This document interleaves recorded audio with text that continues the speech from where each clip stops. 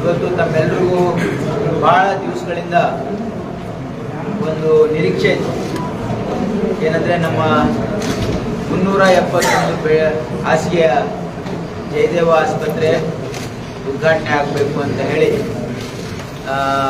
ತಮ್ಮ ಎಲ್ಲ ಅಪೇಕ್ಷೆನೂ ಇತ್ತು. ಇಡೀ ಕಲಬುರಗಿ ಮತ್ತು ಈ ಒಂದು ಜಿಲ್ಲೆಯ ಜನನೂ ಕೂಡ ಇದಕ್ಕೆ ಕಾತುರದಿಂದ ಕಾಯ್ತಾ ಇದ್ದಾರೆ. ಆ ಗಳಿಗೆ ಬಂದಿದೆ.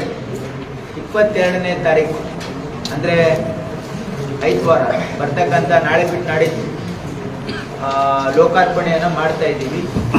ಇದಕ್ಕೆ ಮಾನ್ಯ ಮುಖ್ಯಮಂತ್ರಿಗಳಾಗಿರ್ತಕ್ಕಂಥ ಸಿದ್ದರಾಮಯ್ಯನವರು ಮತ್ತು ನಮ್ಮ AICC ಅಧ್ಯಕ್ಷರು ಮತ್ತು ರಾಜ್ಯಸಭೆಯಲ್ಲಿ ವಿರೋಧ ಪಕ್ಷದ ನಾಯಕರಾಗಿರ್ತಕ್ಕಂಥ ಮಲ್ಲಿಕಾರ್ಜುನ ಖರ್ಗೆ ಸಾಹೇಬರು ಮತ್ತು ಉಪಮುಖ್ಯಮಂತ್ರಿಗಳಾಗಿರ್ತಕ್ಕಂಥ DK ಶಿವಕುಮಾರ್ ಅವರು ಮತ್ತು ಕಲ್ಯಾಣ ಕರ್ನಾಟಕದ ಎಲ್ಲ ಸಚಿವರು ಮತ್ತು ಕಲಬುರಗಿ ಜಿಲ್ಲೆಯ ಎಲ್ಲ ಶಾಸಕರು ಮತ್ತು KKRDB ಅಧ್ಯಕ್ಷರಾಗಿರ್ತಕ್ಕಂಥ ಅಜಯ್ ಸಿಂಗ್ ಅವರು ಎಲ್ಲರೂ ಈ ಒಂದು ಕಾರ್ಯಕ್ರಮದಲ್ಲಿ ಭಾಗವಹಿಸ್ತಾ ಇದ್ದಾರೆ.